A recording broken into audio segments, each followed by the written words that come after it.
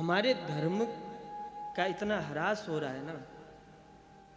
हालांकि सनातन धर्म है, इसका कोई क्या बिगाड़ सकता है, इसमें तो कोई संशय नहीं। लेकिन जहाँ जहाँ भी लगता है कि यहाँ बड़ा ह्रास हुआ है, यहाँ धर्म का बड़ा ही मतलब धर्म को दबाया गया है, सारे धर्म के ह्रास का मूल कारण यदि कुछ है तो वो हमारी कामना है, हमारी कामना है।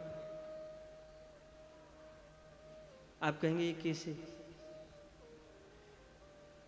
एक बार की बात है, आरएसएस के प्रमुख उस समय थे श्री अशोक सिंघल जी।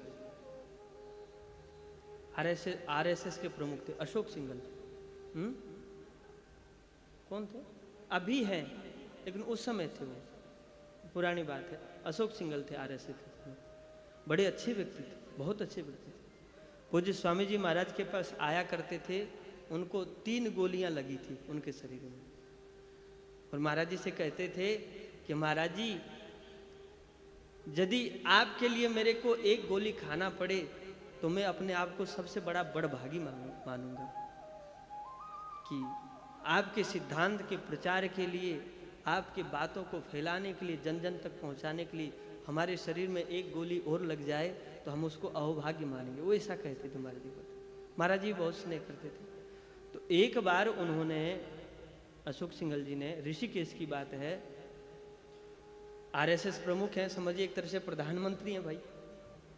तो उन्होंने पूरे भारत में जितने बड़े बड़े धर्माचार्य हैं सबको बुलाए, ऋषिकेश परमार्थ निकेतन एक स्थान है, वहाँ बुलाए। बड़े बड़े धर्माचार्य वहाँ पहुँचे, गौ सेवक, धर्म रक्षक जो भी थे सब पहुँचे। स्वामी जी महाराज भी वहाँ विराजे। स्वामी जी महाराज के कान में एक माइक्रोफोन लगा दिया गया ताकि सुन पाए महाराज जी ढंग से। सब प्रवचन किए कि धर्म की रक्षा कैसी की जाए, गाय की रक्षा कैसी की जाए, संस्कृति की रक्षा कैसी की जाए। कोई कहते हैं कि मार देना चाहिए, कोई कहते हैं कि हम लोगों को आक्रमण करना चाहिए, हम लोगों को प्रोटेस्ट करना चाहिए। इस प्रकार से सब अपनी अपनी बात बोले। लेकिन अंत में महाराज जी के पास जब माइक आया तो महाराज जी एक बात बोले, और एक बात जब महाराज जी बोले तो उस एक बात को सुनकर के सब व्यक्ति मौन रहे, सब चुप हो गए। महाराज जी बोले कि देखो, धर्म की रक्षा निष्कामता से होती है, धर्म की रक्षा निष्कामता से होती है। और हम लोग भले इतने बड़े बड़े धर्माचार्य बनकर के बैठे हैं, लेकिन अपने छाती पे हाथ धर करके पूछा जाए कि हम धर्म की रक्षा करते हैं तो धर्म की रक्षा करने में हम कितने निष्काम हैं? अपने अपने को पूछो, क्या हम सही में निष्काम हैं? महाराज जी ये बात नहीं बोले, बल्कि समझिए नस पकड़ ली एक तरह से।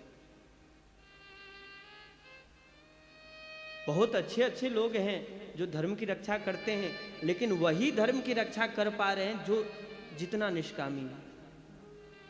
महाराज जी बोले कि गौ सेवा करते हैं, गौ रक्षा करते हैं, लेकिन आप बताओ कि गौ रक्षा करते हैं तो हमारे भीतर कुछ कामना है या नहीं है? नहीं कामना, नहीं कुछ कामना होती है तो कम से कम इतनी कामना तो होती ही होती है कि समाज के लोग मेरे को सम्मान दें, मेरे को गोरक्षक कहें। इतनी कामना होती कि नहीं होती? समाज के लोग मेरे को जाने कि मैं गायों की सेवा करता हूं, ये सम्मान की कामना है क्या? नहीं है। और होता ही है। राम जी,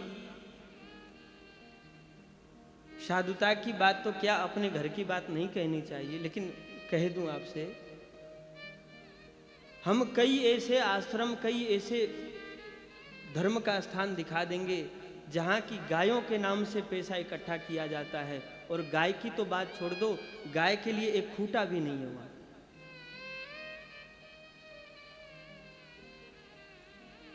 ऐसे कई आश्रम हैं। वेद के नाम से, विद्यार्थियों के नाम से रुपए इकट्ठा किया जाता है। विद्यार्थी की तो बात छोड़ दो, वहां सामान्य व्यक्ति के लिए भी कोई आश्रय नहीं है। और देखिए, हम जितना सकामी होते जाएंगे उतने ही अपने धर्म की रक्षा, अपने संस्कृति की रक्षा करने में हम अक्षम होंगे। और जितना हम निष्कामी होते जाएंगे उतने ही हम अपने धर्म संस्कृति की रक्षा करने में सक्षम होंगे।